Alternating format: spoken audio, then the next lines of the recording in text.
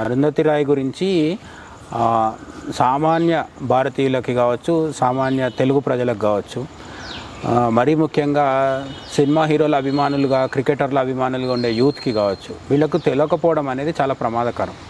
అరుంధతి రాయే కాదు, వీళ్ళొక బ్యాచ్ ఉంది మొత్తం.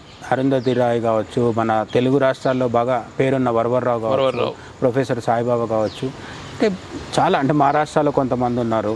వీళ్ళందరూని అందరినీ కలిపి గంపగుత్తగా మనం ఈ మధ్యకాలంలో అర్బన్ నక్సల్స్ అనే పేరు పెట్టడం కూడా జరిగింది. అయితే అరుంధతి రాయ్ దగ్గరకు వస్తే పర్టికులర్గా అరుంధతి రాయ్ 2010లో ఈమె మీద ఒక కేసు నమోదైంది. ఏంటి అంటే అది దేశద్రోహం కేసు, ఇంచుమించు అంటే దేశానికి వ్యతిరేకంగా, దేశ సార్వభౌమత్వానికి వ్యతిరేకంగా మాట్లాడింది ఈమె అని చెప్పి ఒక కేసు రేటు.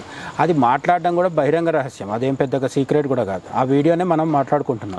దాంట్లో ఏమంటది అంటే ఈ దేశంలో కాశ్మీర్ అంతర్భాగం కాదు,